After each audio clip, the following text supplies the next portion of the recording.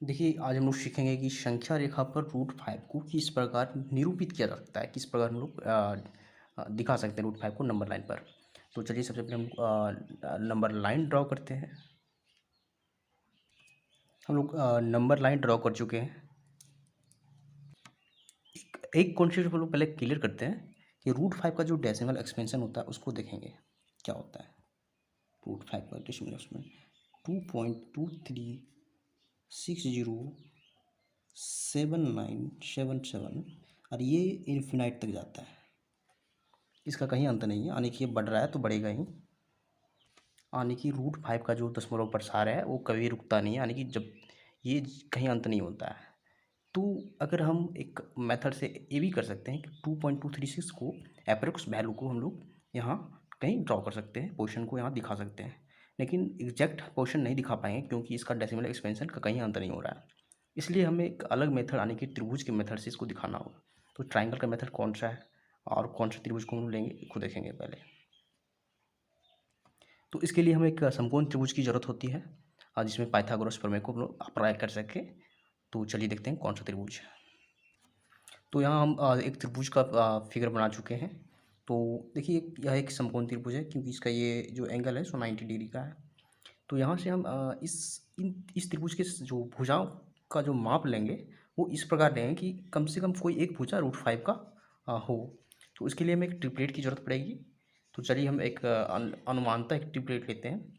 अगर हम इस साइड्स को यानी कि इस साइड को 1 यूनिट लें और इस साइड को 2 यूनिट लें तो ये जो साइड है सो क्या हो जाएगी पाइथागोरस प्रमेय से। तो उसमें क्या होती है, तो यहाँ से हम पाइथागोरस प्रमेय से इस AC भुजा की यहाँ से यहाँ तक की जो डिस्टेंस है उसको हम निकाल सकते हैं। इसमें क्या है फार्मूला, देखिए फार्मूला यहाँ लिखा हुआ है। तो इस AB की जगह पर हम लोग AB का वैल्यू पुट करेंगे, यानी कि AB का जो वैल्यू है सो 2 हम लोग ले चुके हैं।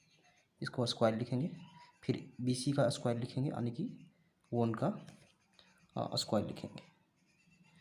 तो यहाँ से जो वैल्यू आ रहा है क्या आ रहा है, अंडर रूट 2 का square 4 plus 1 equal to under root 5। तो यहाँ से हमें AC का जो साइड है वो मिल चुका है रूट 5, यानी कि इसे हम रूट 5 लिखेंगे। तो हम लोग को मेनली यही करना था कि किसी एक साइड को हम लोग को रूट 5 को लेना था। तो यहाँ से हम एक रूट 5 का मेजरमेंट मिल चुका है। अब हम इस त्रिभुज को हम नंबर लाइन पर शिफ्ट करेंगे, यानी कि त्रिभुज को हम लोग उठा के यहाँ नंबर लाइन पर रखेंगे। तो उसको हम लोग पहले ड्रॉ करते हैं त्रिभुज को। चलिए स्टार्ट करते हैं। देखिए हम लोग ड्रॉ कर चुके हैं। हम लोग यहाँ से यहाँ तक, जीरो से यहाँ तक जब भी हम लोग डिस्टेंस मेजर करते हैं नंबर लाइन पर तो हम लोग जीरो से यानी कि वर्जिन से स्टार्ट करते हैं। तो हम लोग यहाँ से यहाँ तक की जो डिस्टेंस है सो हम लोग 1 यूनिट ले चुके हैं, 1 यूनिट। और फिर जब ये 1 यूनिट है तो उसको डबल करेंगे, यानी कि इस साइड को हम लोग डबल करेंगे तो ये 2 यूनिट हो जाएगी, 2 यूनिट। और फिर जब हम इसको जो इसका वैल्यू हम निकाल चुके हैं क्या आया था, इसके रिस्पेक्ट में अगर भी बात करें तो ये रूट 5 यूनिट हो जाएगी। तो यहाँ से हम तीनों भुजाओं की लंबाई निकाल चुके हैं। अब हम क्या करेंगे, तो यहाँ से हमें इस त्रिभुज की हेल्प से हमें रूट 5 का डिस्टेंस मिल चुका है। अब हम इस रूट 5 को हम लोग मेजर करेंगे प्रकार की सहायता से। तो इस तरह से यहाँ से हम लोग यहाँ तक इस डिस्टेंस को मेजर कर चुके हैं। अब हम इस जीरो से, क्योंकि हम किसी भी डिस्टेंस को जब संख्या रेखा पर हम मापते हैं तो जीरो से ही मापते हैं। जैसे कि जीरो से यहाँ तक की जो डिस्टेंस है वो 1 यूनिट है, फिर जीरो से यहाँ तक की जो डिस्टेंस है 2 यूनिट है। तो हम जीरो से इस लेंथ को यानी कि रूट 5 की लेंथ को यहाँ से जीरो से मेजर करेंगे और फिर संख्या रेखा को इस प्रकार हम लोग जीरो, देखिए ये जो पोर्शन आ रहा है जीरो से यहाँ तक की जो डिस्टेंस आ रहा है वो रूट 5 का डिस्टेंस है, क्योंकि हम लोग सेम डिस्टेंस को रूट 5 का जितनी डिस्टेंस है उसी डिस्टेंस को हम लोग जीरो से मेजर किए हैं। तो इसे हम लोग लिखेंगे, जो पॉइंट आ रहा है वो रूट 5 का पॉइंट है।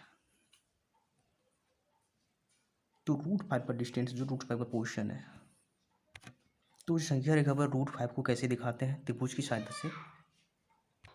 तो त्रिभुज की सहायता से हम रूट 5 को फाइंड कर चुके हैं। इस पोर्शन उसका कहाँ होता है, तो यहाँ से यहाँ तक, जीरो से यहाँ तक जो डिस्टेंस है रूट 5 यूनिट है।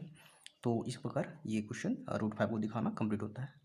तो चलिए बाय।